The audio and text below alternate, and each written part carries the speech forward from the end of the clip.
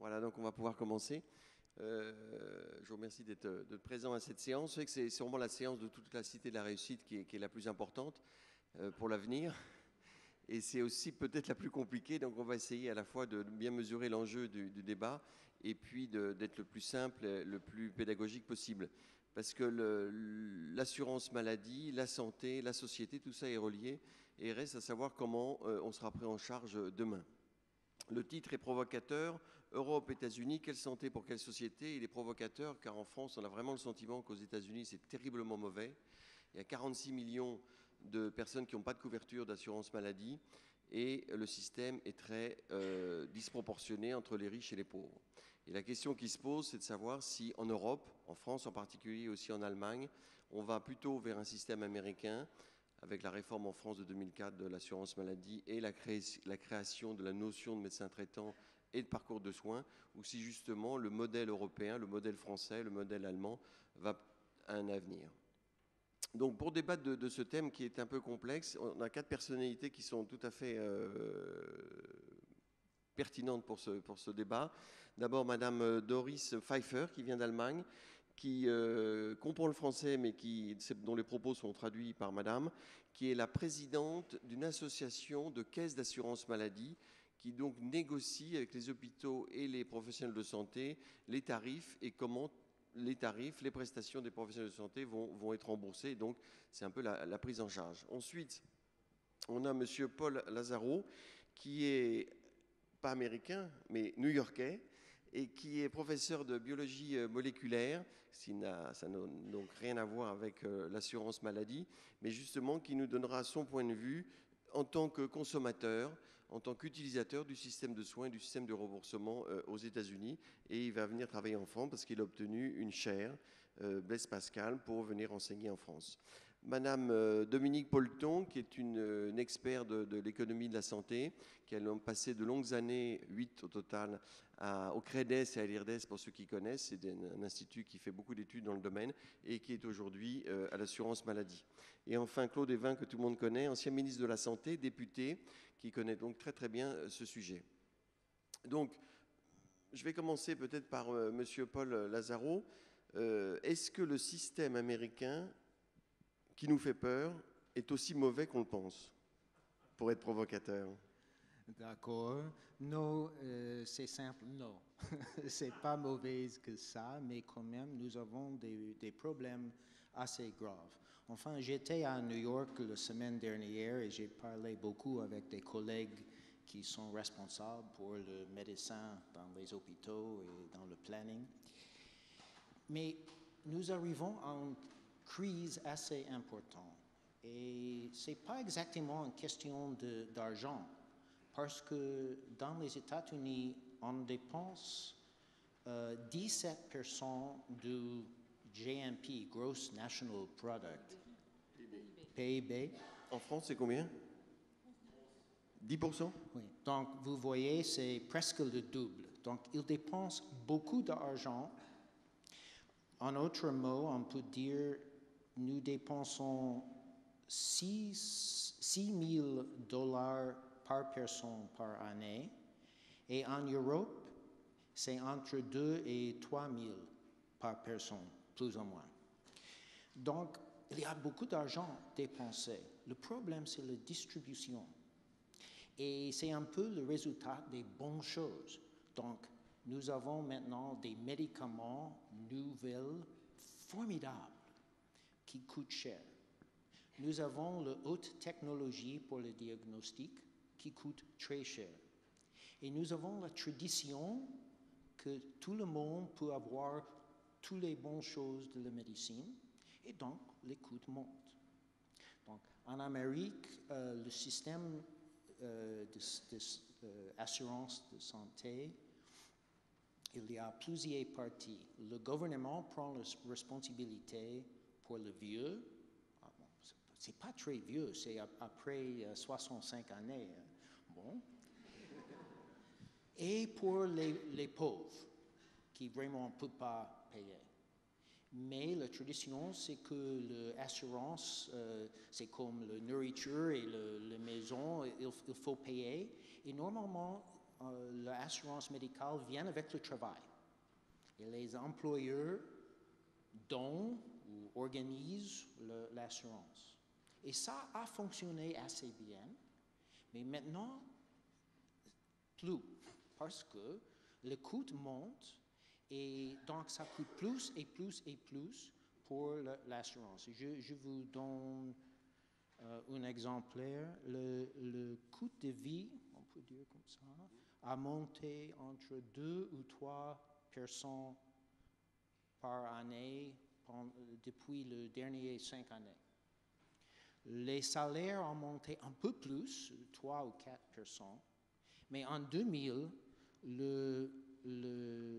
l'assurance a monté 7% et l'année dernière, il a monté 15%.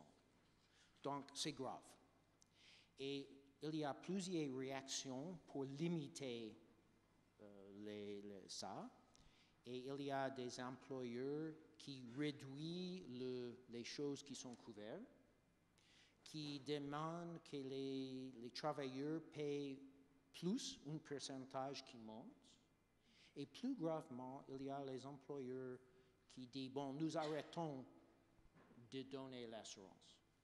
Et pendant 5 années, il y a 9% d'employeurs américains qui ont arrêté de fournir l'assurance. Et ça, c'est vraiment important. Et donc, ce n'est pas le pauvre qui a un problème, c'est le middle class, le travailleur, qui souvent, ou les artistes, j'ai pas mal des amis artistes ou comédiennes qui n'ont pas d'assurance. Donc, ça, c'est le problème.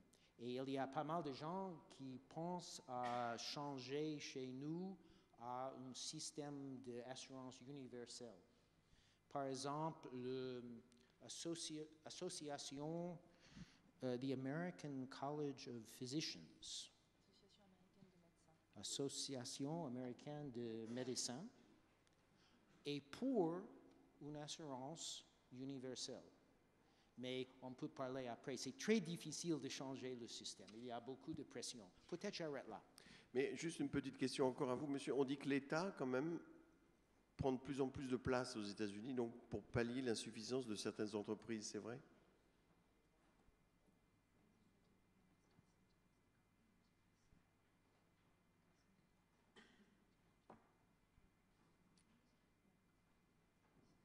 La traduction est plus longue que la question.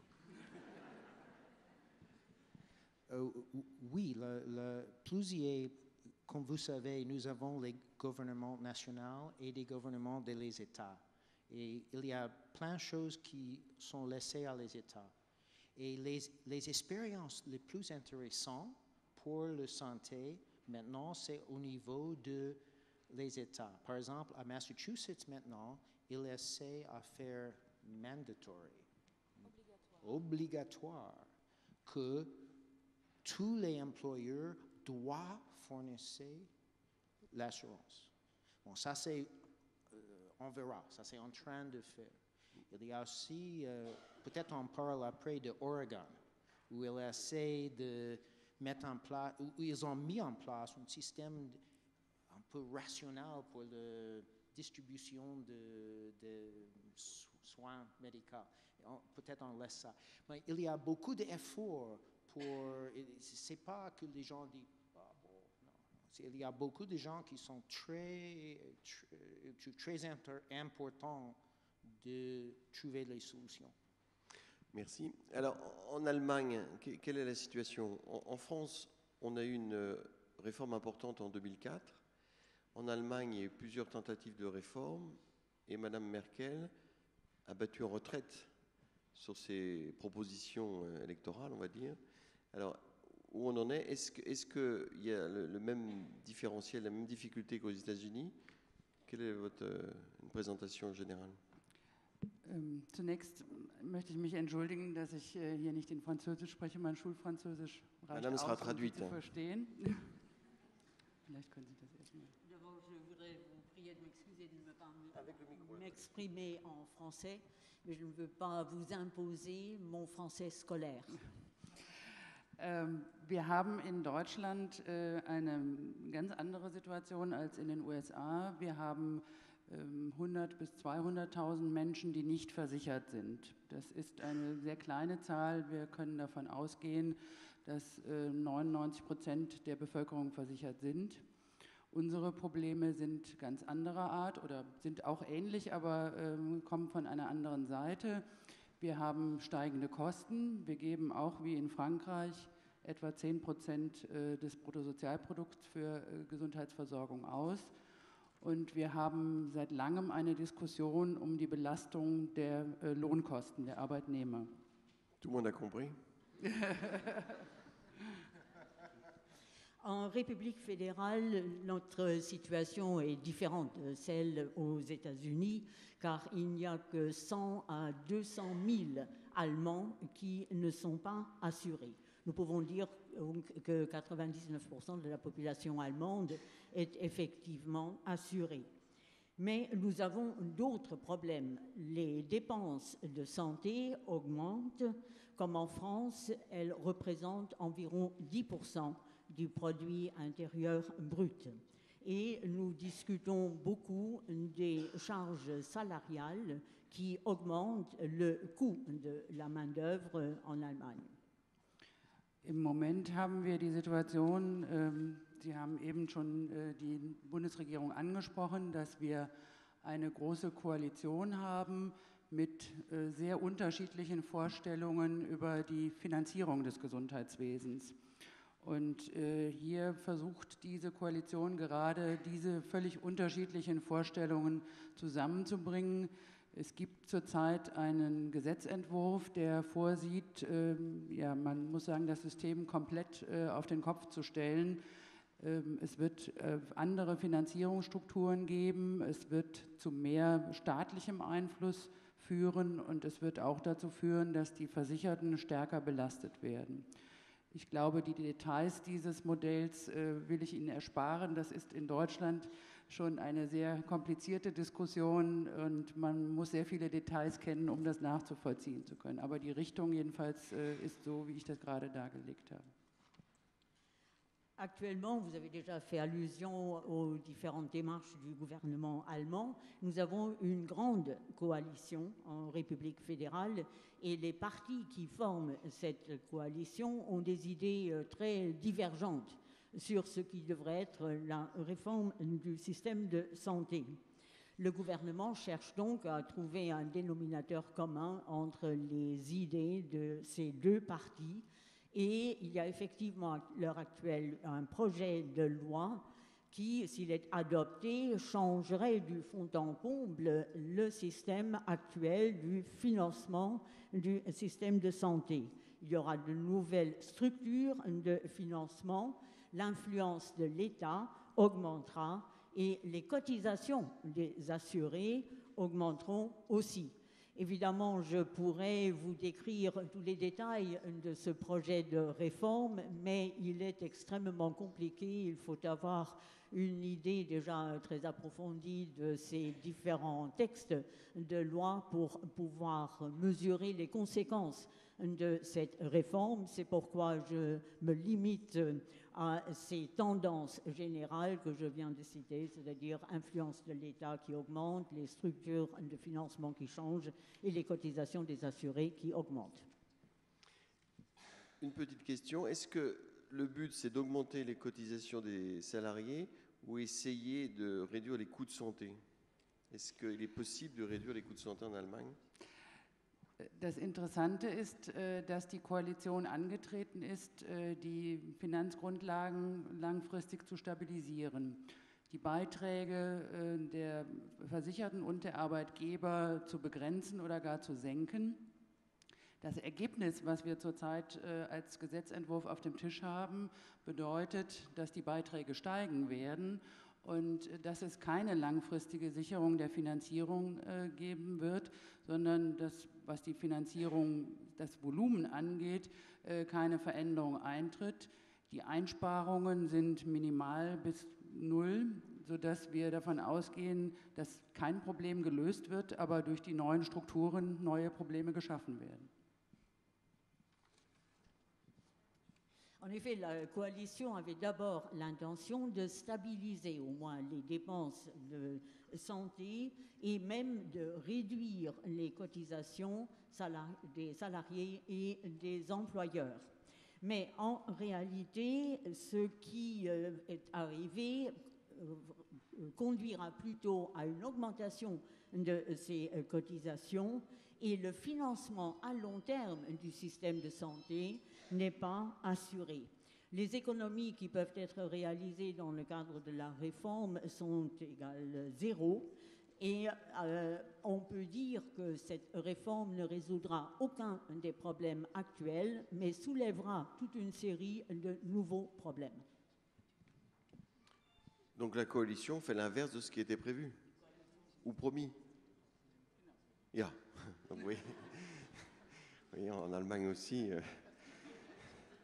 Alors Claude Évin, indépendamment d'options politiques, je dirais, est-ce qu'il y a un consensus? On a l'impression qu'il y a un consensus en France quand même pour qu'il y ait une solidarité au niveau de chaque citoyen. Est-ce qu'il y a un risque quand même de monter des médecines à deux vitesses, comme on dit? C'est deux questions qui pourraient être traitées séparément, les sujets que vous abordez là. D'abord, est-ce qu'il y a un consensus en France? Moi, je pense que oui, il y a globalement un consensus. C'est-à-dire qu'on voit bien que, d'abord, l'histoire de notre sécurité sociale, de l'assurance maladie, se fonde sur des principes qui ont été rappelés avec le Conseil national de la résistance. En fait, la sécurité sociale est plus ancienne. Mais il y a quand même globalement un consensus pour garder un système de solidarité dans notre pays. Ceci étant, nous sommes confrontés en France, comme dans l'ensemble des pays, que ce soit en Allemagne, que ce soit aux États-Unis, quel que soit le mode de financement, nous sommes confrontés à plusieurs éléments qui conduisent à ce qu'il y ait une augmentation inéluctable de la dépense de santé. C'est à la fois le progrès médical, c'est le vieillissement de la population, c'est une demande de soins qui correspond à une demande aussi, qui correspond à une évolution de la société. Et donc la question à laquelle nous sommes confrontés en France, à mon avis, c'est de savoir comment nous pouvons garantir un système de solidarité qui prenne réellement en charge les dépenses de santé les plus utiles, les plus efficaces, sans par trop augmenter les prélèvements, c'est-à-dire sans que le financement public, les prélèvements obligatoires augmentent trop. Or, cette question jusqu'à maintenant, elle a, et là je me donne un avis strictement personnel, cette question, elle a souvent été traitée au coup par coup, ponctuellement. C'est ainsi que dans la réforme de l'assurance maladie de 2004, on a vu un certain nombre d'éléments qui ne font pas réellement débat, qui sont le dossier médical personnel, le médecin traitant, qui correspondent à un des éléments de réponse qui est la nécessaire organisation, une meilleure organisation de l'offre de soins. Mais on y est allé petit bout par petit bout. Et puis par ailleurs, il y a eu tout un discours sur le thème de la responsabilisation des patients qui a conduit à mettre 1 euro ici, 18 euros là, etc. Je crois qu'on va être obligé à un moment... Alors la question est de savoir si politiquement c'est acceptable dans le débat public. Je crois qu'il faudra qu'on se pose la question de savoir en effet qu'est-ce qu'il est nécessaire de prendre en charge au titre de la solidarité nationale et qu'est-ce qui ne peut plus être pris en charge au titre de la solidarité nationale. On a à chaque fois un débat au coup par coup. Le débat encore qui s'est cristallisé au cours de ces derniers jours à la suite de l'avis de la Haute Autorité de Santé concernant les médicaments que l'on qualifie d'ayant un service médical rendu insuffisant, en est une des traductions. Or, ce débat, nous ne l'avons pas dans la société. Nous n'avons pas ce débat démocratique. Peut-être n'est-il pas possible, parce que c'est vrai que les dépenses de santé, ça fait appel à des choses très, très compliquées pour chacune et chacun d'entre nous. On aborde ça avec angoisse. Le souci que tout le monde a, c'est naturellement d'être bien pris en charge le jour où il en a réellement besoin. Et on aborde ça souvent d'ailleurs alors que nous sommes en bonne santé en nous posant la question de savoir mais comment on fera le jour où effectivement on aura besoin de ce système. Donc je reconnais que le débat, il n'est peut-être pas très facile à avoir publiquement. Pour ça d'ailleurs que toute confrontation de ce type est sans doute nécessaire. Mais je crois que nous aurons besoin d'avoir ce type de débat un jour dans notre société. L'instauration de la haute autorité de santé dans notre pays est une amorce d'une démarche qui conduit à cela, c'est-à-dire d'avoir une instance qui, en toute indépendance au regard de critères scientifiques, est susceptible de poser publiquement, sous la réserve de la décision finale du politique, en l'occurrence du ministre de la Santé, qui est de dire, ben voilà, ce que l'on peut considérer comme étant aujourd'hui, au regard de la science, le plus utile pour l'amélioration de la prise en charge de soins.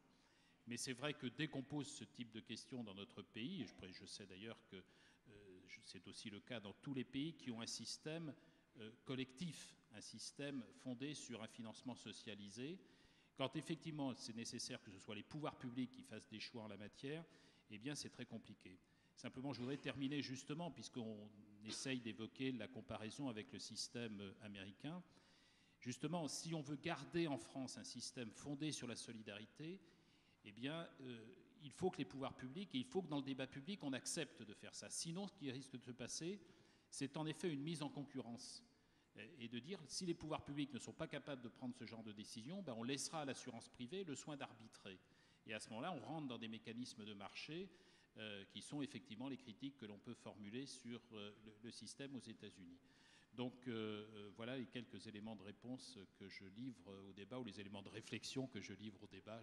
En France, chaque citoyen est couvert, ou est-ce qu'il y a encore des laissés pour compte? Est-ce qu'on n'est quand même pas déjà rentré dans une médecine à deux vitesses qu'on n'appelle pas de ce nom, mais qui existe? Alors vous avez évoqué effectivement dans votre question les questions de la médecine à deux vitesses. Je dirais officiellement, depuis notamment la création de la CMU, nous avons une couverture maladie qui est généralisée.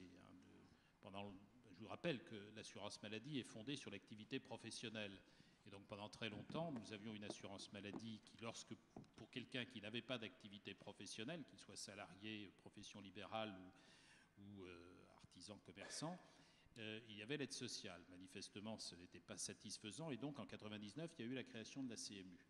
Globalement, je pense que la CMU répond en effet à une réalité, à une situation, sous la réserve de corriger les effets de seuil qui peuvent effectivement encore parfois poser problème. Les CMU de base et la CMU complémentaire apportent ce type de réponse. Simplement, si vous posez la question de la médecine à deux vitesses, il faut bien avoir en tête qu'il y a plusieurs critères qui peuvent conduire à une médecine à deux vitesses, et que de ce point de vue, ce n'est pas seulement la question du financement, ce n'est pas seulement la question de la prise en charge. Il y a des éléments, par exemple l'information sur le système de santé. Comment je rentre dans le système, comment je m'adresse au prestataire de service qui correspond le mieux à mon besoin. Eh bien ça, on voit bien que selon le niveau d'information, selon le niveau de connaissance que l'on a du système, il y a des inégalités d'accès aux soins. Quand j'habite au fin fond, c'est pas du tout pour stigmatiser telle ou telle région, je suis moi-même élu de province, mais quand je suis ouvrier agricole dans la Creuse, je n'ai pas le même rapport aux soins que quand je suis avocat dans le 16e arrondissement. Donc il y a des inégalités dont il faut bien mesurer quelles sont des inégalités liées, moi j'estime, à l'organisation même du système. Et l'objectif qu'on doit avoir sur le plan politique, c'est justement d'avoir une organisation du système de santé, que ce soit en couverture territoriale ou que ce soit en parcours du patient à l'intérieur du système, qui garantit justement que tout citoyen, quel que soit non seulement son revenu, mais quel que soit, y compris son positionnement, son lieu de domicile géographique ou la relation culturelle qu'il a à un système institutionnel, eh bien, il pourra être pris en charge dans les mêmes conditions. Et donc, ça nécessite que les pouvoirs publics garantissent la qualité de l'offre de soins, la répartition territoriale équilibrée de l'offre de soins, etc., et une organisation fluide de l'offre de soins. C'est un autre sujet, mais le morcellement de notre système aujourd'hui, le cloisonnement de notre système, particulièrement quand vous avez une pathologie lourde, il y a eu des efforts de fait, notamment dans la prise en charge du cancer avec les réseaux cancer, mais quand vous avez une pathologie lourde, on a encore beaucoup d'efforts à faire pour que le patient soit réellement bien entouré dans sa prise en charge pour pouvoir effectivement être adressé là où il trouvera la réponse adaptée. Donc le système à deux vitesses, il est peut-être autant dans le risque de système à deux vitesses est peut-être plutôt autant dans l'organisation même de l'offre de soins que dans la prise en charge financière, même si en ce qui concerne la prise en charge financière, il y aurait aussi des éléments à corriger. Alors Dominique Polton, par rapport à ces trois avis, vous êtes l'expert, froidement, donc est-ce que, vis-à-vis des États-Unis, vu que c'est le débat, est-ce qu'il y a un risque d'américanisation de notre système ou pas? Ou justement, est-ce que le consensus que soulignait Claude Évin existe vraiment et permet justement de trouver des solutions au juste prix, au juste soin. Je ne sais pas si on va revenir peut-être sur le risque d'américanisation, mais peut-être pour rebondir sur ce que disait Claude Évin sur la nécessité du débat, moi je pense qu'une des raisons pour lesquelles aujourd'hui en France ce débat-là n'existe pas ou est finalement assez peu organisé, c'est parce qu'on a trop de discours qui d'ailleurs émanent d'endroits différents, qui consistent à essayer de faire croire qu'il y a des solutions simples qu'on pourrait appliquer. Et ça, moi je pense que ça n'aide pas à la maturité du débat public et du débat citoyen. Alors on a par exemple, Claude Évin le disait à l'instant, on sait bien qu'on est tous confrontés, mais tous les pays, qu'ils soient d'ailleurs, qui se reposent plutôt sur le marché pour l'assurance, comme ça a été plutôt le cas des États-Unis, ou qu'ils aient des systèmes d'assurance sociale comme chez nous, ou des systèmes plutôt publics comme les Anglais, tout le monde est confronté à une dynamique qui est complètement inhérente à nos systèmes, qui est qu'effectivement, compte tenu d'un certain nombre de facteurs, donc le vieillissement de la population, même si c'est moins spectaculaire que ce qu'on dit souvent, le progrès technique, le développement d'un certain nombre de pathologies, l'offre de soins qui vient d'une certaine manière satisfaire une demande qu'aucun frein financier ou très peu de freins financiers ne régule, puisque ça a été précisément fait pour ça. Donc, par rapport à d'autres domaines, si vous voulez, où il y a un régulateur spontané qui est qu'une fois qu'on a atteint la limite de son budget, on ne dépense plus. Par construction même, nos systèmes évitent ça pour le risque santé, puisque l'objectif, c'est que ça ne dépende pas de nos revenus de pouvoir ou pas avoir accès aux soins. Donc, par construction et volontairement, on se prive d'un mécanisme régulateur qu'on a spontanément dans beaucoup d'autres domaines de l'économie. Donc, ça veut dire qu'il n'y a aucune raison, compte tenu de tout ça, si vous voulez, que l'évolution des dépenses de santé, elle aille au même rythme que la richesse nationale. Et il est assez normal que spontanément, elle ait tendance à aller plus rapidement. Donc ça veut dire que dans tous nos systèmes, et on l'a vu aussi dans le système allemand à l'instant, c'est ce que me disait Mme Pfeiffer, dans tous nos systèmes, on est confronté soit à des déficits si on n'augmente pas les cotisations sociales, soit à la nécessité, effectivement, d'augmenter les prélèvements sociaux pour suivre. Et entre parenthèses, en France, ce qu'on a fait massivement dans les dernières décennies, c'est bien justement d'augmenter plutôt les prélèvements sociaux. C'est-à-dire, on dit souvent que l'assurance maladie dérembourse ou se désengage. C'est relativement peu vrai en France. Sur les 15 dernières années, ça a été un peu vrai sur la décennie 1980. Sur les 15 dernières années, on est pratiquement au même niveau de remboursement, de l'ordre de 76-77%. Et finalement, l'assurance maladie ne décroche pas. Elle suit l'évolution de la dépense de santé, bon an, mal an, à coup effectivement de serrage à certains moments, d'augmentation des prélèvements, etc. Mais c'est quelque part inhérent à nos systèmes. Et par rapport à ça, peut-être ce qu'il faut essayer de remettre en cause, c'est justement ces schémas un peu simplistes qu'on a tendance à nous servir. Alors moi, j'en vois 3 dans notre système qui sont avec des positions assez contrastées. Le premier, ça consiste à dire cette croissance des dépenses de santé, c'est pas une bonne chose. Finalement, c'est plutôt du gaspillage, c'est des rentes de situation.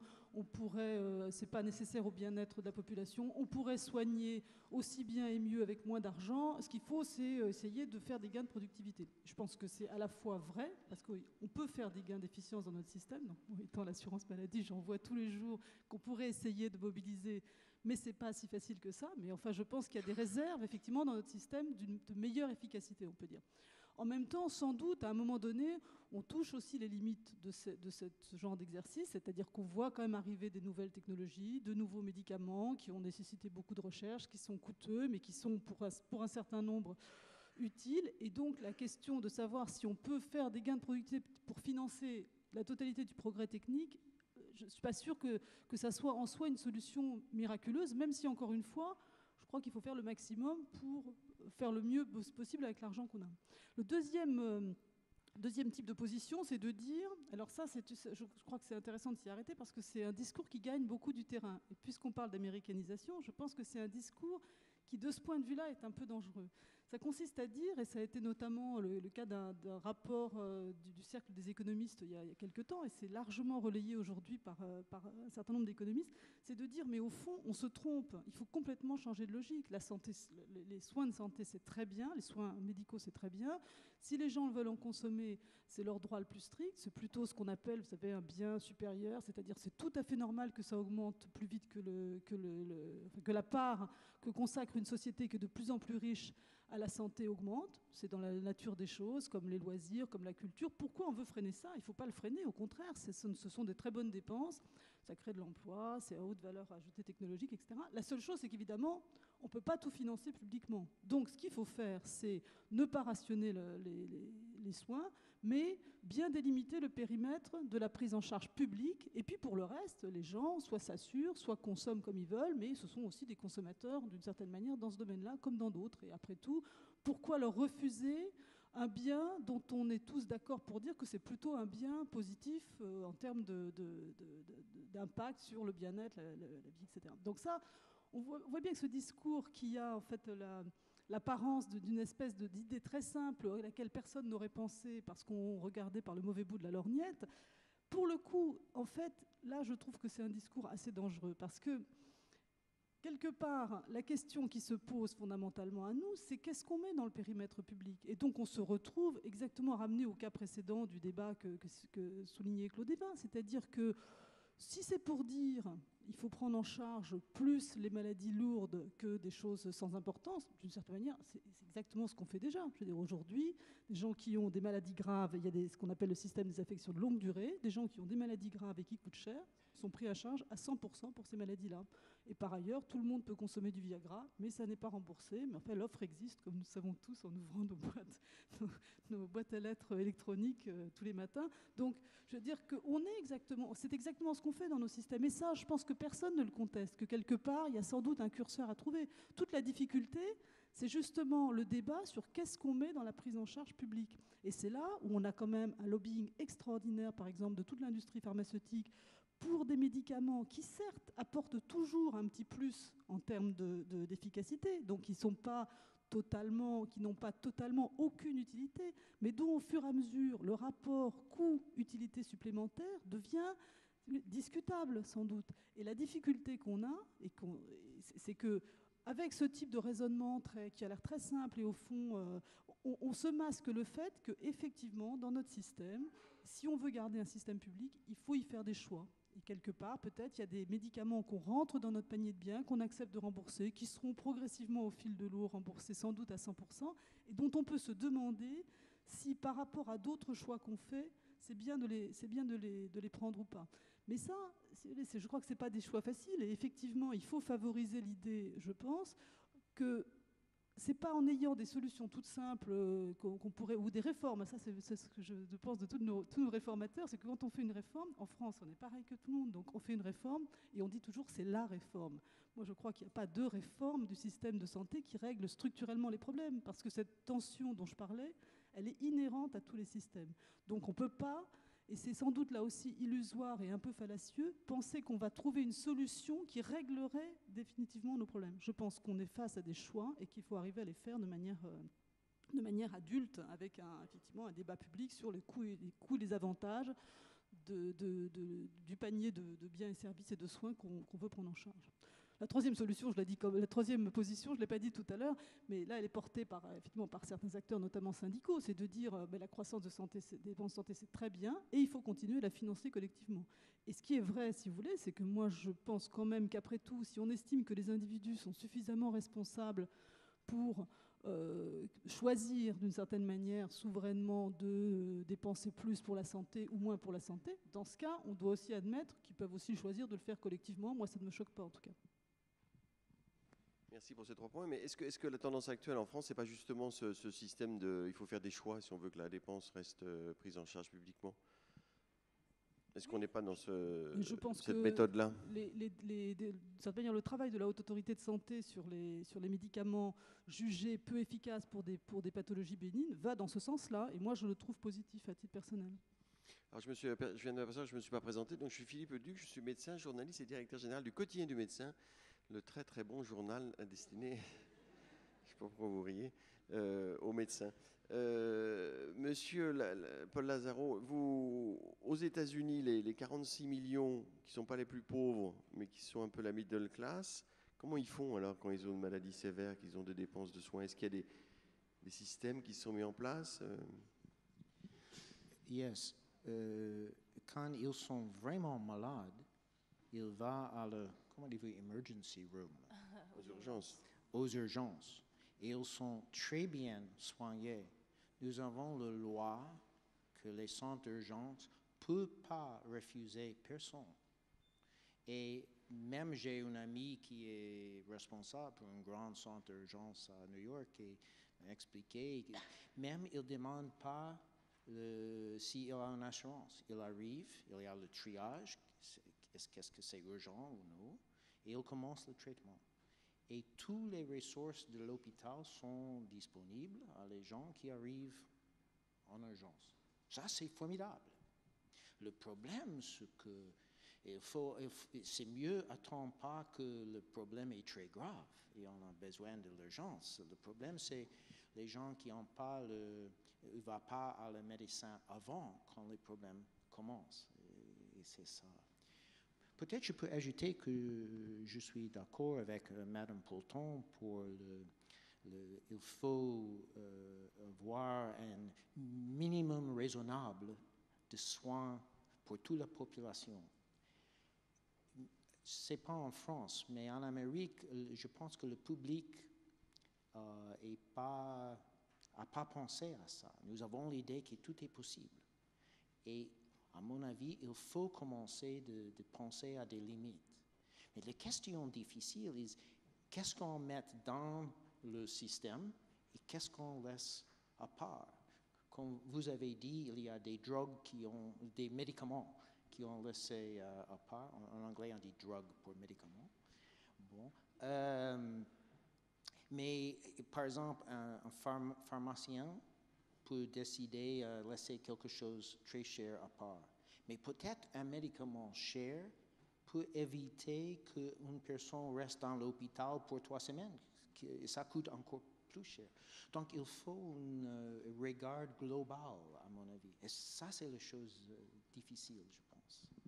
Mais j'ai lu un article dans un journal américain disant, je vais parler lentement, disant que certains médecins évitaient de dire à certains patients atteints d'une maladie cancéreuse que tel ou tel traitement très très cher existait parce qu'ils n'auraient pas les moyens de se le payer, alors que ça pouvait au mieux entraîner une survie de 3 mois, 6 mois.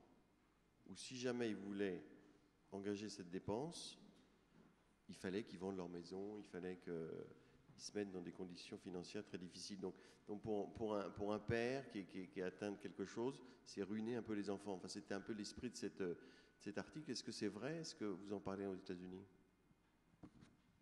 Je pense que ce n'est pas normal, mais ça peut exister.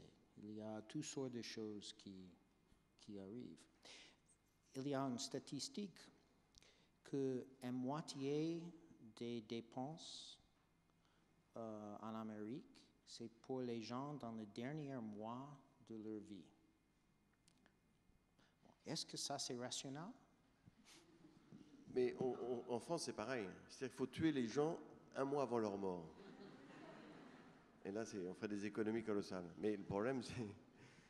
Nous avons un problème dans notre société d'accepter la mort, d'accepter qu'il y a une limite et à quel point on laisse les choses rouler. Parce qu'évidemment, si on peut sauver une vie, c'est très important, mais pour prolonger une vie très douloureuse pour 1 mois, ça, c'est pas évident. Vous aurez la parole après, donc préparez vos questions, on vous apportera un micro. Madame Pfeiffer, en Allemagne, donc si on veut rentrer un peu plus dans ce qui va se passer, est-ce que vous voulez réagir à ce qui a été dit jusqu'à présent? Ja, wir haben ja in Deutschland eine Situation, wo wir so etwas Ähnliches haben wie die Medizin der 2 Geschwindigkeiten. Wir haben 90% gesetzlich versichert und etwa 10% privat versichert. Und da gibt es auch immer Diskussionen, dass Privatversicherte alle Leistungen bekommen, die angeboten werden und die dann auch finanziert werden. Ich würde nur gerne auch noch mal an das Grundsätzliche gehen. Madame Poulton hat es eben schon angesprochen. Wir versuchen in der gesetzlichen Krankenversicherung durch das Prinzip der evidenzbasierten Medizin genau auch zu klären, was sind denn neue Methoden, die wirklich hilfreich sind. Denn mein Eindruck ist häufig, ob es neue Medikamente, neue Verfahren sind, die werden häufig von der Industrie, die die anbietet, sehr stark angepriesen mit tollen Wirkungen. Und in den Studien zeigt sich, die Wirkung ist gar nicht so groß, aber es wird sehr viel an Kosten dafür verursacht. Und ich glaube, und das ist bei uns in Deutschland bislang auch keine Diskussion in dem Maße gewesen, dass man sehr viel stärker sich darüber unterhalten muss, dass man doch nur solche Methoden auch dann solidarisch finanziert, die auch ihre Wirksamkeit bewiesen haben, dass man hier nicht alles, was neu ist, auch gut ist und nicht immer die Frage ist, ob es viele Leistungen gibt, sondern ob es die richtigen Leistungen gibt. Und ich glaube, das ist ein Eindruck, der häufig auch bei der Bevölkerung herrscht, dass je mehr, je besser. Und ich glaube, das ist etwas, worüber man mal sehr genau reden muss, ob das denn wirklich der richtige Weg ist. En République fédérale, nous avons une situation comparable à celle qui a été mentionnée tout à l'heure. 90% de la population sont assurés dans les caisses de maladies obligatoires et 10% seulement auprès d'assureurs privés. Mais la population a l'impression que les assurés privés peuvent au fond obtenir tous les soins qu'ils désirent, alors que ceci n'est pas le cas pour ceux qui sont assurés auprès des caisses de maladies obligatoires. Alors que nous cherchons dans le domaine public à regarder de plus près quels sont les médicaments et quels sont les examens innovants dont l'industrie évidemment nous dit beaucoup de bien, mais nous cherchons à savoir si ces médicaments, si ces nouveaux procédés sont effectivement plus efficaces que les anciens. Car très souvent, nous constatons que l'industrie nous fait croire qu'il s'agit vraiment d'une grande innovation, alors qu'en réalité, lorsqu'on regarde de près les essais, on voit que les résultats sont relativement décevants et ne constituent pas un véritable progrès. Nous cherchons donc à prendre en charge uniquement les méthodes et les médicaments qui sont effectivement efficaces. Alors que la population a toujours l'impression que plus il y a de soins qu'on propose, mieux cela vaut. Alors qu'en réalité, il faut faire des choix et ne retenir pour la prise en charge publique que les médicaments et les procédés qui sont effectivement efficaces. Vous dites qu'il y a 10% des Allemands qui ont une assurance privée. C'est-à-dire que l'assurance n'est pas obligatoire, on peut choisir. Est-ce que ces 10%, c'est ceux qui ont une assurance obligatoire mais qui prennent en plus une assurance privée ou qui refusent l'assurance publique? Comment ça se passe? Es ist kompliziert. In Deutschland haben wir die Situation, dass alle abhängig Beschäftigten gesetzlich versichert sind bis zu einer bestimmten Einkommensgrenze. Alle Selbstständigen sind privat versichert oder können sich privat versicherten ab einem bestimmten Einkommen um etwa 3.000 Euro können gesetzlich versichert bleiben, können sich aber auch privat versichern.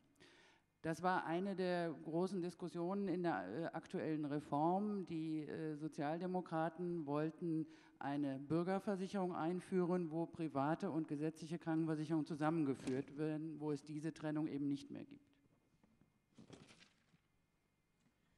En République fédérale, tous les salariés font partie du système de santé public à concurrence d'un certain revenu qui, la limite est d'environ 3 000 euros.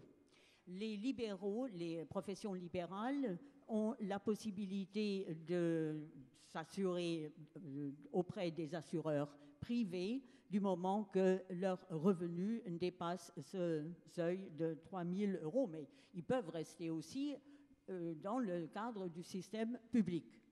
Et une des grandes discussions qui a eu lieu en République fédérale dans le cadre de la réforme était justement de savoir si l'on voulait continuer ce système à deux possibilités, à deux assureurs, deux systèmes d'assurance, public d'un côté et privé de l'autre, puisque les sociodémocrates cherchaient à introduire système de santé qui ne consistait qu'en des caisses publiques par lesquelles tous seraient assurés, qu'ils soient salariés, profession libérale, quel que soit donc leur statut de salarié ou de profession libérale.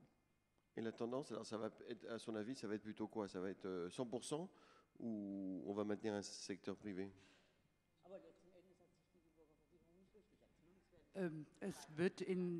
Das war eines der Probleme in der aktuellen Regierung, dass nämlich die Union massiv darauf gedrängt hat, dass die private Krankenversicherung als eigenständiges System erhalten bleibt.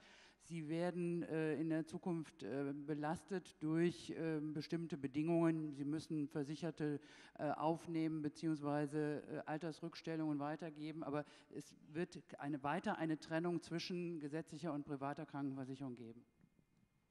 Non, justement, ce système a été abandonné parce que les chrétiens démocrates n'ont pas accepté cette proposition des sociodémocrates, mais ont cherché à maintenir ce système de séparation entre les caisses publiques et les caisses privées. Certes, le régime des caisses privées va être aménagé. Il y aura pour les caisses privées également l'obligation d'accepter des assurés qui sont moins rentables que les autres, et par exemple pour les assurés dont ils ont eu la charge jusqu'à présent, s'ils ont constitué des provisions pour leur vieillesse, les assurés qui quittent les caisses privées ont le droit d'amener ces provisions pour les faire entrer dans un autre système d'assurance. Donc il y a des aménagements, mais il y aura toujours la séparation entre les caisses publiques et les caisses privées.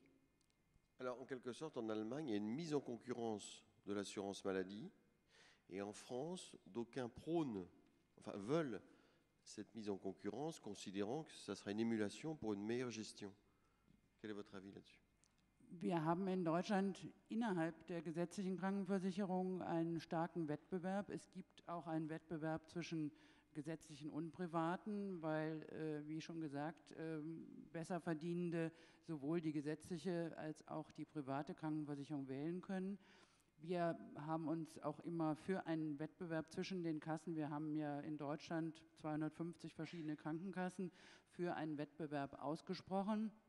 Das Problem ist nur, man kann im Gesundheitswesen sicher nicht einen Wettbewerb wie bei jedem anderen Markt zulassen. Deshalb braucht es bestimmte Rahmenbedingungen. Wir haben in Deutschland nur wenig Handlungsmöglichkeiten in diesem Wettbewerb. Und komischerweise werden die in dem jetzigen Gesetz, das Wettbewerbsstärkungsgesetz heißt, noch weiter reduziert. Wir haben einen starken Drang zur Vereinheitlichung und Verstaatlichung.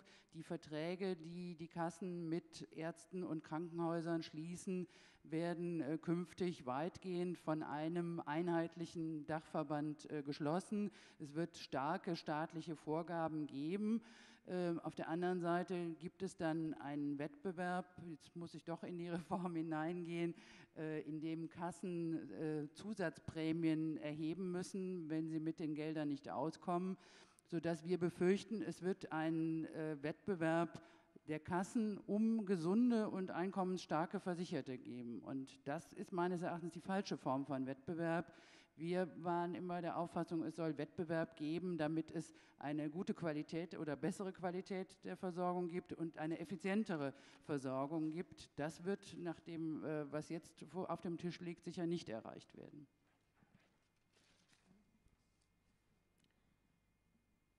Il y aura donc toujours une concurrence entre les caisses publiques et les caisses privées, mais il existe même une concurrence entre différentes caisses publiques pour le moment, car nous avons 250 caisses d'assurance maladie en République fédérale.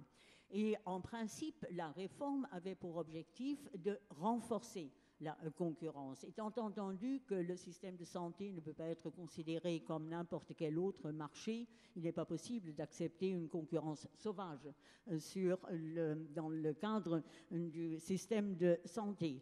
Mais la loi avait en principe l'objectif de renforcer la concurrence. En réalité, nous constatons qu'elle conduira à une diminution, à un affaiblissement de la concurrence dans le système de santé, puisqu'à l'avenir, la convention avec les prestataires de services du système de santé sera négociée par une organisation cadre, par une organisation qui coiffera l'ensemble des caisses de maladie. Donc, il y aura une cotisation plus ou moins uniforme qui sera payée à toutes les caisses, mais il y aura de nouveau un certain élément de concurrence, même au niveau des cotisations, car les caisses qui gèrent moins bien leurs finances seront obligées de demander un supplément de cotisation et seront donc moins bien loties que les caisses qui sauront gérer leurs finances de façon plus saine.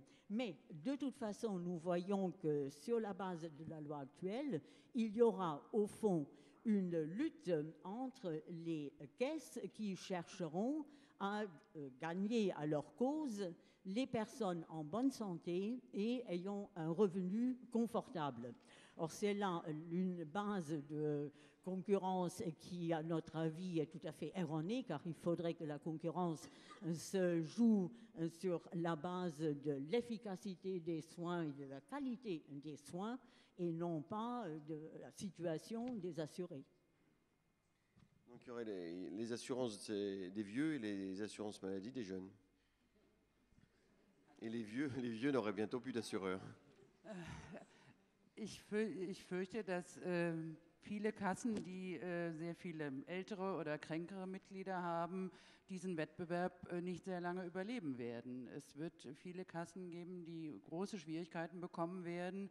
Und das wird nicht nur diese Kassen treffen, sondern das gesamte Gesundheitswesen treffen, weil das sind, wir sagen, die Versorgerkassen. Also das sind auch die Kassen, die wirklich dafür sorgen, dass die medizinische Versorgung vor Ort organisiert wird. Und wir haben große Befürchtungen, dass es erhebliche Probleme geben wird im deutschen Gesundheitswesen.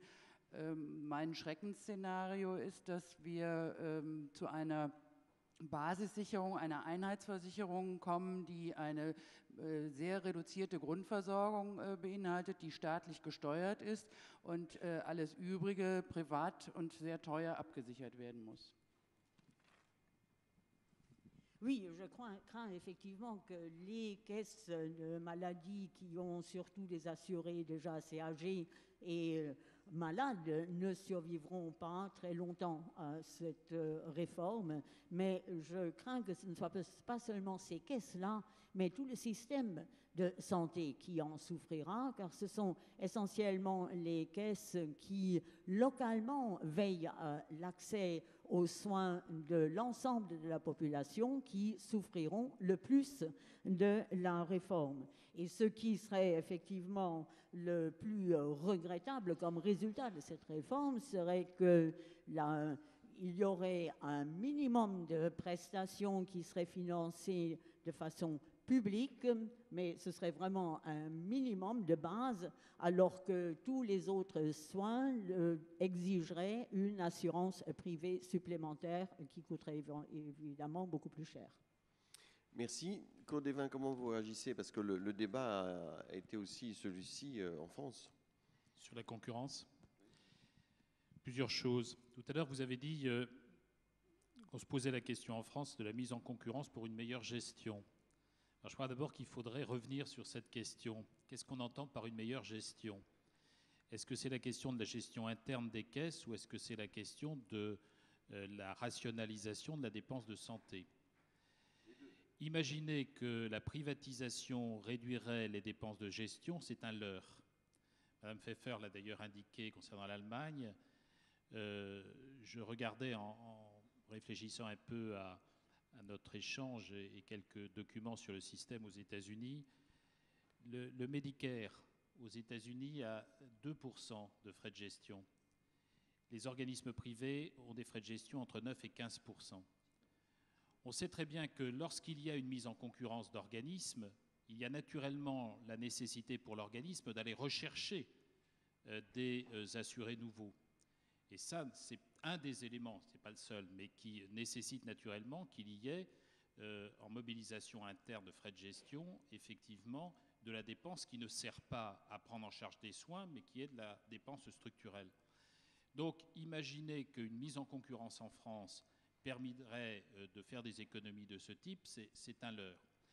La question qui nous est posée, c'est celle que Dominique Polton évoquait tout à l'heure, c'est-à-dire que c'est en fait l'augmentation des dépenses de santé et comment on peut essayer effectivement, alors elle a évoqué plusieurs hypothèses et c'est ces hypothèses auxquelles il faut que nous réfléchissions et en effet je partage complètement avec elle l'appréciation et la confrontation avec nos amis aussi bien allemands qu'américains ou d'autres pays en apportent la preuve en permanence, c'est qu'il n'y a pas de système idéal, il n'y a pas de système qui a totalement résolu les difficultés auxquelles on est confronté. Je crois qu'on peut s'inspirer d'un certain nombre de démarches, d'initiatives qui ont été prises, mais les réponses que l'on doit trouver sont des réponses que l'on doit aussi trouver dans notre propre histoire. Et ça aussi, c'est un des éléments. C'est qu'à la différence du système allemand, qui a en effet un système fondé sur la solidarité, système bismarckien qui nous inspire en partie, pas uniquement, mais qui nous inspire en France,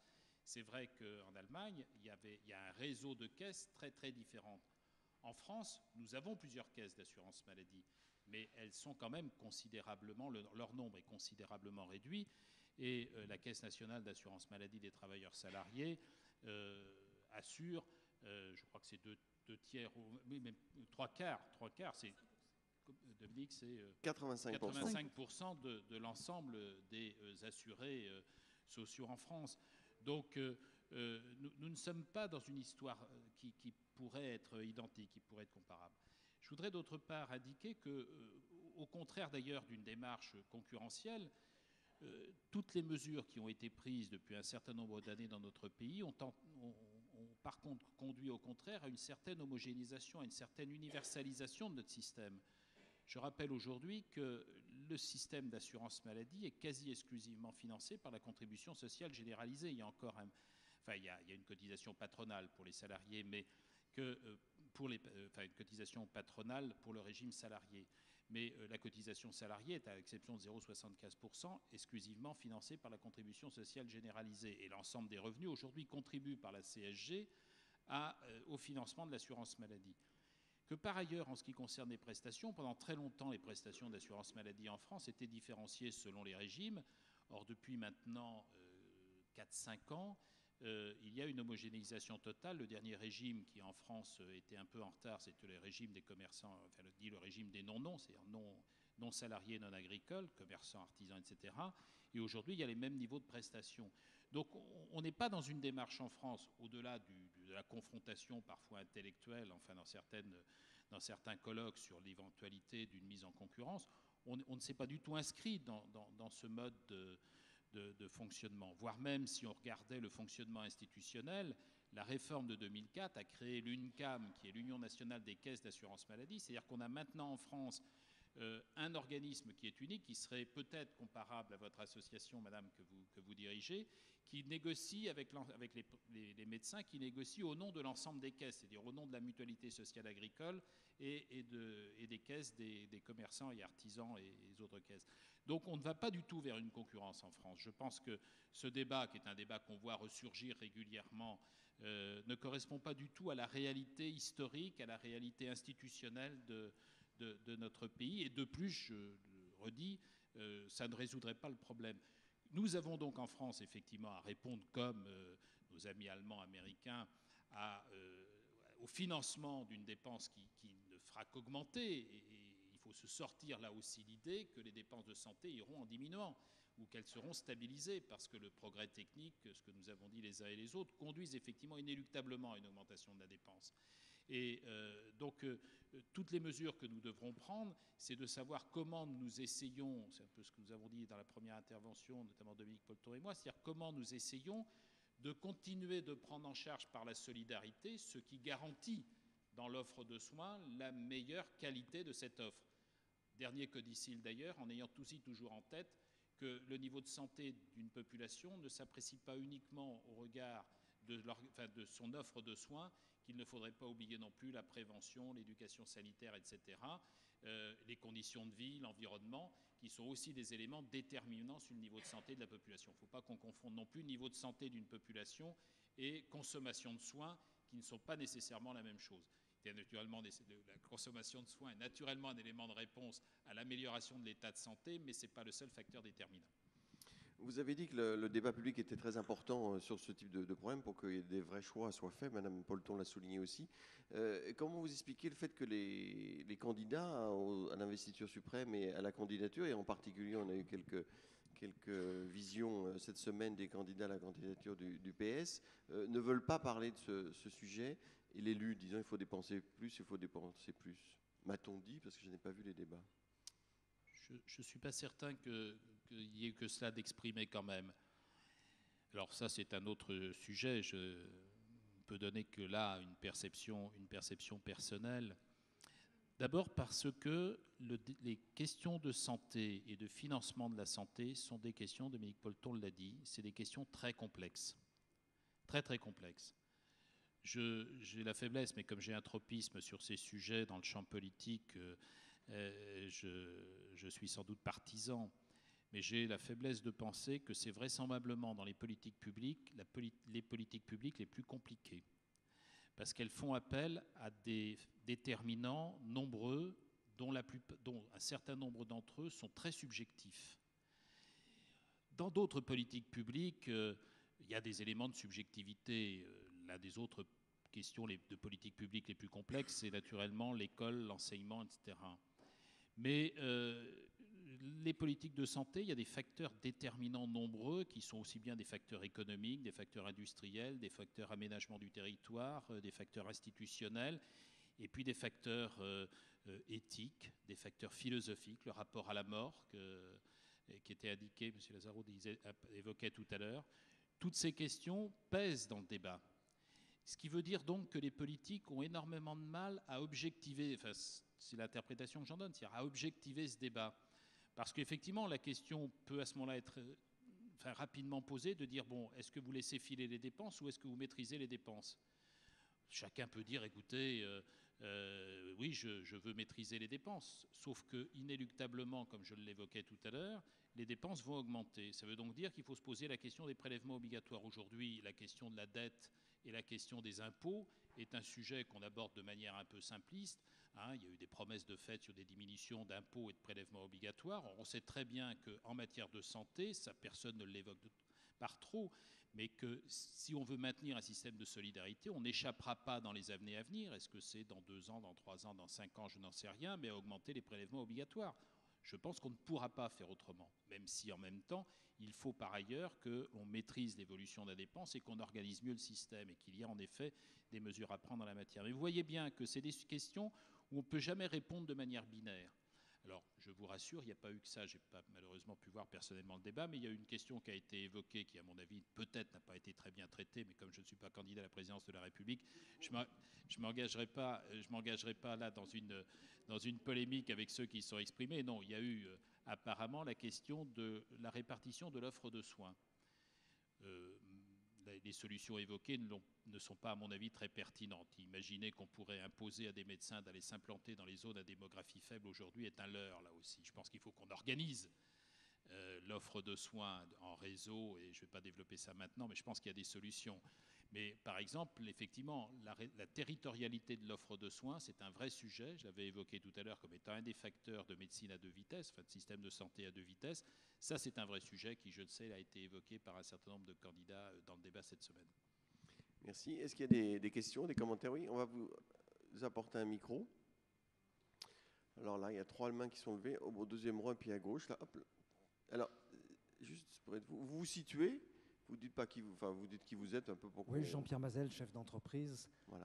J'ai 2 questions. Une concernant la prévention. Claude Évin a évoqué cet aspect. C'est vrai que dans le système de soins en France, nous sommes bien placés, mais on évoque notre retard dans la prévention. Pourquoi et comment les États-Unis ou l'Allemagne sont-ils organisés pour avoir de meilleurs résultats sur une mortalité prématurée en France? Et deuxième question. La prévention, c'était hier. Oui. Non, mais comme il en parlait, Deuxième question concernant la précaution. Donc, ce n'était pas hier, mais c'est un système maintenant inscrit dans notre Constitution. Et ne va-t-on pas vers un excès de précaution quand on sait que la France est devenue le premier pays producteur au monde de masques de protection dans une perspective de grippe aviaire? On stocke ces millions de masques. Est-ce qu'on est sûr que nous, que vous, les porterons encore quand on rentrera chez nous ou quand on sera invité à un dîner? On en a parlé hier aussi, mais tant pis. Qu'est-ce qui veut répondre brièvement, Claude Évin? Un mot sur la prévention, mais je passerai la parole à Dominique parce que elle va pouvoir. Il faut aussi qu'on ait en tête, et peut-être que Dominique Polton pourra donner des éléments chiffrés plus précis que les miens. D'abord, c'est qu'il y a plusieurs éléments dans la prévention. Mais il faut quand même bien se rendre compte que l'assurance maladie finance un certain nombre de dépenses de prévention. Le dépistage, un certain nombre d'actes médicaux de prévention sont déjà pris en charge par l'assurance maladie. Ils ne sont pas nécessairement identifiés comme étant des actes de prévention. La prévention, ce n'est pas nécessairement quelque chose que l'on fait en dehors du cabinet médical, en dehors de l'hôpital. Il y a quand même un certain nombre de dépenses de prévention qui sont effectivement noyées dans la dépense de santé, mais on a des démarches de prévention. Par contre, effectivement, où nous avons un certain nombre de retard en tous les cas, je ne sais pas si on a des retards dans les politiques, mais par exemple, c'est vrai qu'en termes de niveau de santé de la population, c'est évident que la mortalité précoce est une de nos carences. Hein, et ce que l'on peut faire en matière de lutte contre le tabagisme, l'alcoolisme, qui sont des facteurs de risque très importants, contribue naturellement à réduire ces disparités. Mais en matière de prévention, il faut quand même savoir que dans la dépense de santé, il y a une part importante de dépenses de prévention. Je ne sais pas si vous les avez chiffrées. 12 milliards, c'est ça, dit le ministre lundi dans son discours inaugurant les États généraux de la prévention, c'est ça? Voilà. Sur le principe de précaution, est-ce qu'effectivement on n'en fait pas trop? Je ne crois pas qu'on puisse reprocher au pouvoir public, en tous les cas, de s'adapter, puisque vous faisiez allusion au masque, vous faites allusion au risque, entre autres, de grippe aviaire. Je ne pense pas que l'on puisse reprocher au pouvoir public de développer un certain nombre de politiques tendant à faire face à une éventuelle pandémie en la matière. Bon, effectivement, il peut arriver que des mesures soient prises dont on n'est pas du tout assuré que nous aurons à les utiliser un jour. Je pense qu'en matière de décision publique, il est quand même préférable de les avoir prises que de se retrouver complètement dépassé par une situation qui n'aurait pas été prévue. Non, monsieur alors? Merci. Jacques Streff, professeur. J'ai deux petites questions. D'abord, je voulais dire qu'en France, il me semble qu'on a fait un effort important, de très bonnes initiatives, prévention ou information sur l'équilibre des repas, la santé pour les maladies cardiovasculaires. Je ne suis pas hors sujet parce que malgré le coût que vous venez de souligner des dépenses dites de prévention ou d'information, ce sont quand même des économies réalisées. Alors, la question, la première, c'est est-ce qu'aux États-Unis ou en Allemagne, il y a aussi un investissement dans les informations pour être en bonne santé? Il y a des règles toutes simples qui ne sont pas encore connues de pas mal de gens. C'est important. Et la deuxième question, c'est par rapport aux conduites à risque, les personnes suicidaires qui se mettent plus ou moins volontairement en danger et qui vont très vite vers des maladies très graves et qui sont pris en charge à 100%, est-ce que c'est normal qu'on les prenne en compte alors qu'il y a quand même une responsabilité quelque part? C'est vrai qu'il est difficile de juger, personne n'est à l'abri mais il y a quand même un minimum de conduite. D'accord. Donc voilà les deux questions. Merci. Les suicidants et les fumeurs, faut qu'ils payent plus cher ou on les rembourse moins, c'est ça? Parce que ça conduit à des conduites irresponsables qui mais Claude Évin répondra sûrement à cette question après. Alors, à des maladies très graves. Première question, aux États-Unis. Merci. Aux États-Unis, est-ce que la prévention est bien développée à l'école en particulier? Ah oui, il y a beaucoup. Par exemple, à New York, pour entrer dans l'école, il faut être vacciné, par exemple. En France aussi, depuis longtemps. Ah, c'est bon. Oui. Non, il y a beaucoup de publicité pour le contrôle de le breast cancer. Cancer du sein. Cancer du sein. Et il y a beaucoup, et le public est très conscient des problèmes de santé. Ça, c'est un bon aspect. Est-ce que c'est pas simplement une population un peu plus éduquée, qui a les moyens de savoir? Il n'y a pas une différence entre les couches sociales? Peut-être, comme toujours, mais je pense que c'est bien diffusé. D'accord. Oui. En Allemagne? Wir haben unterscheiden zwischen Prävention und Vorsorge, wobei wir unter Vorsorge eben gerade Krebsvorsorgeuntersuchungen verstehen. Hier gibt es Angebote, die von der Krankenversicherung gezahlt werden, die aber häufig nicht oder nicht von allen in Anspruch genommen werden. Frauen nehmen sie häufiger in Anspruch als Männer. Und wir haben gerade eine aktuelle Diskussion, weil im Rahmen der Reform eine Regelung vorgesehen ist, dass wer nicht regelmäßig an Krebsvorsorgeuntersuchungen teilgenommen hat und an Krebs erkrankt, dann bei den Zuzahlungen stärker belastet werden soll. Also statt 1%, 2% Zuzahlung seines Einkommens zu leisten. Wir haben eine Reihe von Präventionsmaßnahmen, die auch eben auf gesunde Lebensweise hinweisen, also Ernährung, Bewegung. Hier war schon einmal vorgesehen ein sogenanntes Präventionsgesetz, um diese Aktivitäten zu bündeln und auf bestimmte Felder zu konzentrieren, vor allen Dingen alle Akteure mit einzubeziehen, weil es ja nicht nur Aufgabe der Krankenkassen ist, Prävention zu machen, sondern das ist auch eine gesamtgesellschaftliche Aufgabe, wo der Staat, Arbeitgeber und alle anderen Akteure mitwirken müssen. Was das Verursacherprinzip angeht, denke ich, ist das entscheidende Problem, dass man natürlich immer wieder die Frage stellen muss, wie kontrolliert man dies? Also die Frage ist, wer stellt fest, ob jemand raucht, trinkt und so weiter. Darüber hinaus auch die Frage, wo zieht man die Grenzen? Ab welchem Risiko ist es dann eben eigenverursacht? Also muss man dann das Essen kontrollieren? Wird dann eine Abgabe zu Übergewicht erhoben? Von daher muss man immer fragen, welche Konsequenzen zieht das nach sich? Und ich denke, es ist dann immer sicher die bessere Maßnahme, bei den Genussmitteln beispielsweise, so wie das ja in Frankreich wie in Deutschland geschieht, eben bei Zigaretten entsprechend Steuern zu erhöhen und diese an die Krankenversicherung dann zu leiten. Bei uns ist es so, wir haben bisher das Geld aus der Erhöhung der Tabaksteuer genommen. Jetzt brauchte man das Geld anderweitig. Jetzt wird der Zuschuss gekürzt, aber das nur am Rande. Die hohe Tabaksteuer bleibt. Aber ich denke, wenn man hier entsprechende Verschuldensregeln in der sozialen Krankenversicherung einführt, dann braucht man ein Kontrollsystem. Da ist Big Brother nichts dagegen. En Allemagne, nous distinguons la prévention du dépistage. Les caisses d'assurance proposent différentes mesures de dépistage, mais qui ne sont pas toujours suivies par la population. Les femmes en profitent davantage que les hommes. Et récemment encore, il y a eu une longue discussion à propos de ces examens de dépistage, puisque la réforme prévoit que les personnes qui ne sont pas allées régulièrement pour aller se faire examiner pour détecter assez tôt un cancer, certains cancers en tout cas, seront obligés de payer 2% de leurs revenus pour couvrir les frais de soins s'ils sont atteints de ces cancers.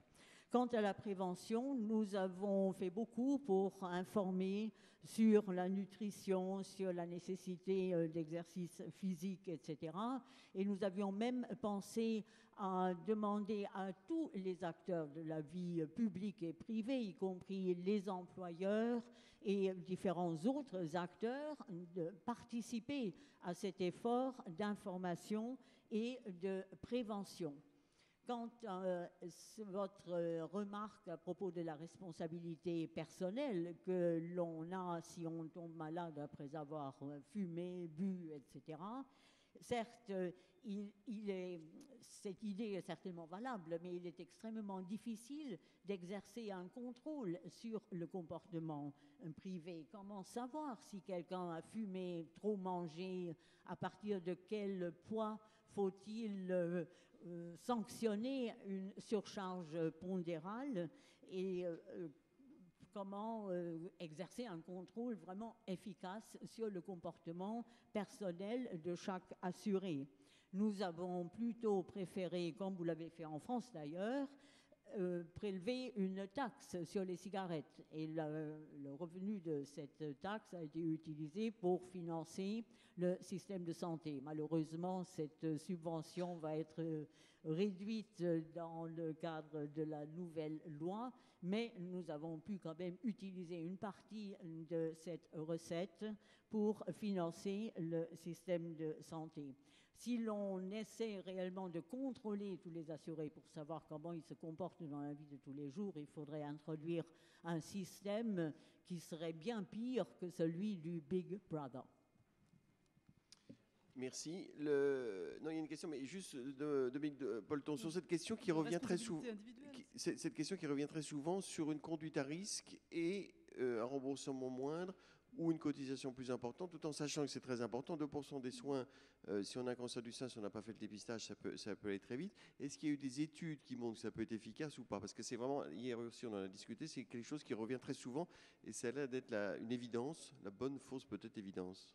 Alors, non seulement effectivement on en discute, mais c'est vrai que dans un certain nombre de pays, on commence à voir effectivement des mesures de ce type-là, c'est-à-dire qu'on est mieux remboursé, par exemple en soins dentaires, si on fait de la prévention, etc. Moi, si vous voulez, ce qui me semble là-dessus, c'est qu'on pourrait imaginer que c'est un système relativement juste de responsabilisation des individus si ces risques-là étaient distribués de manière très aléatoire. Mais aujourd'hui, ce qu'on voit sur tous ces risques, que ce soit le tabac, l'alcool, l'obésité ou les comportements de prévention, c'est qu'ils ne sont pas du tout neutres socialement. C'est-à-dire qu'aujourd'hui, par exemple, sur le dépistage du cancer du sein, comme sur le dépistage du cancer du col de l'utérus, qui sont deux cancers pour lesquels on sait que le dépistage améliore très significativement la survie et que donc il faudrait que les femmes le fassent de manière générale, il y a des femmes qui sont surdépistées et il y a des femmes qui sont sous-dépistées. Et ça n'est pas aléatoire dans la population. C'est-à-dire que les gens qui ont des revenus faibles ont des taux de dépistage moins élevés. Alors, pourquoi? La question de savoir si c'est effectivement un comportement insouciant de non-attention à sa santé ou si c'est qu'effectivement, de manière générale, et c'est ce qu'on voit surtout, les riches ont une propension plus grande effectivement à entrer dans ces dispositifs-là, à les utiliser mieux, etc. En tout cas, toujours est-il que c'est vrai pour le tabac, c'est vrai pour vous regardez la carte du tabac, la carte sociale du tabac, elle n'est pas aléatoire. L'alcool, c'est la même chose. L'obésité, c'est évident, je veux dire, et je pense que c'est sans doute vrai aussi, même si c'est à un niveau beaucoup plus élevé aux États-Unis.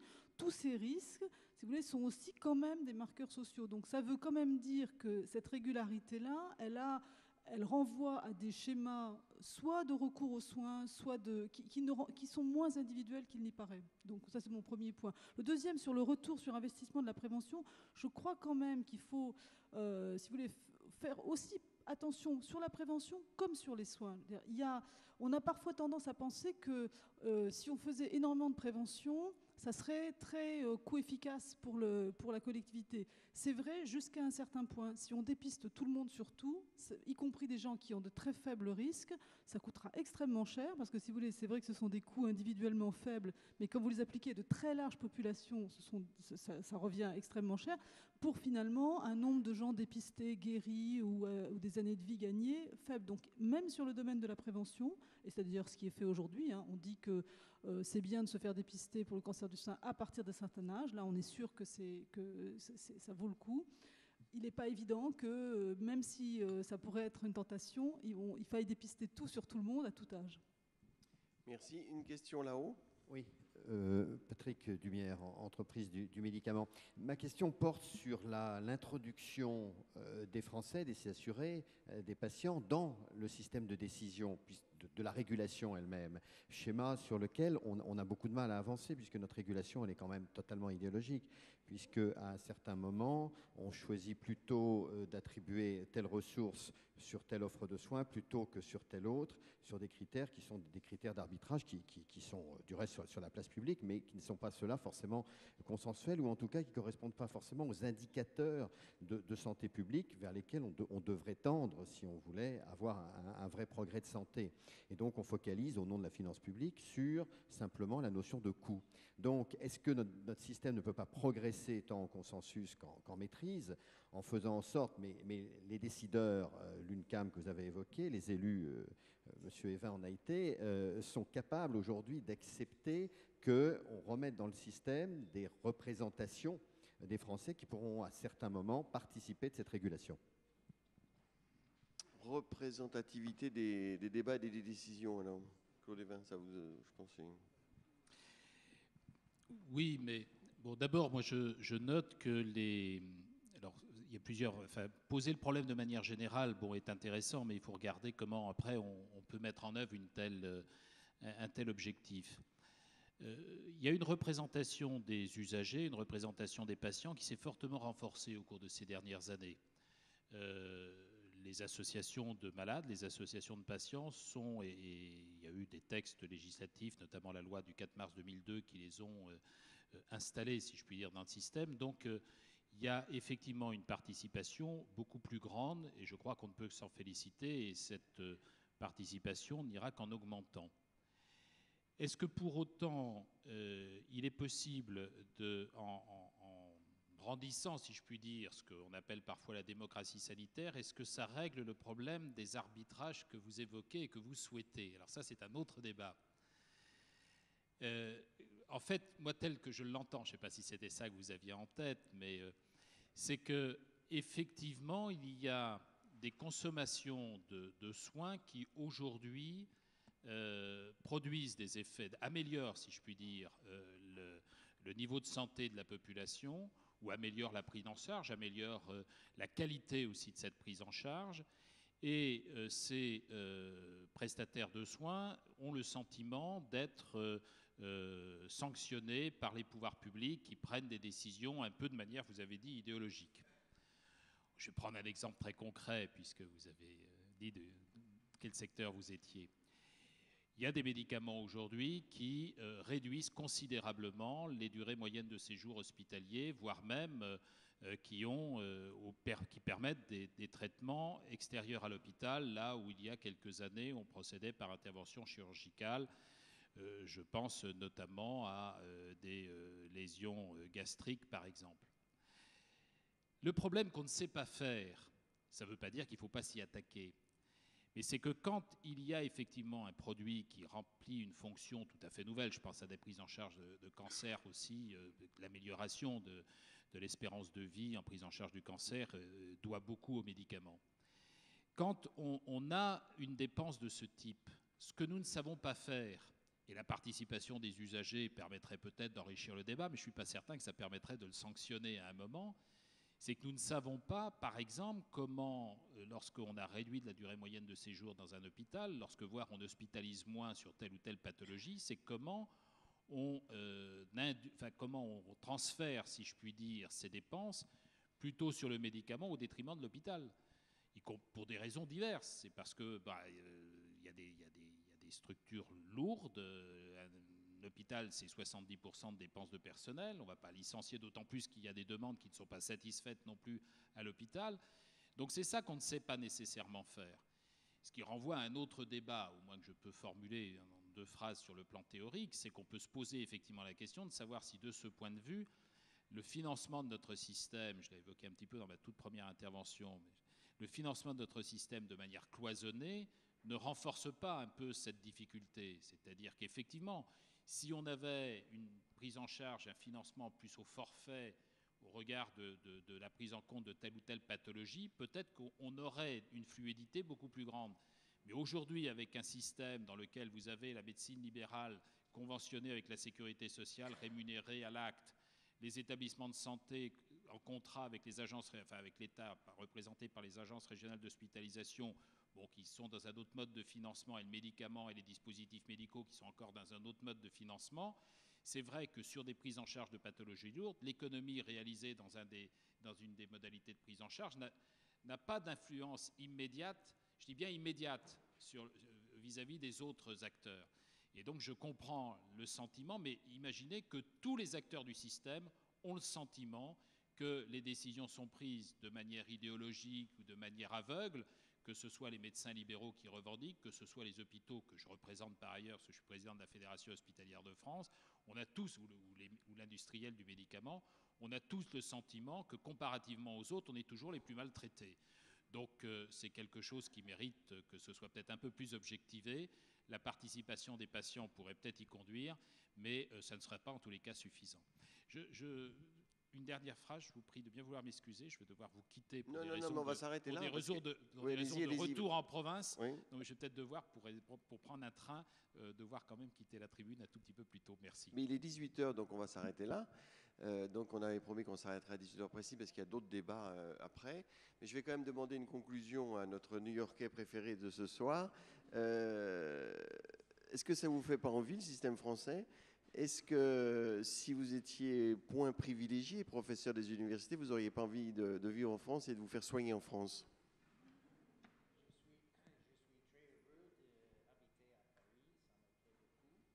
Je pense qu'il y a des bons médecins à Paris et à New York. Donc, si je tombe malade à Paris, je ne prends pas l'avion.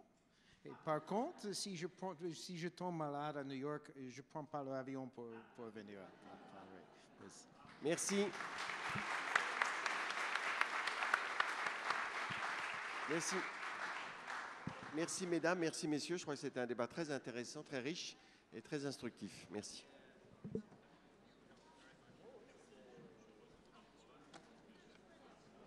Thank you very much.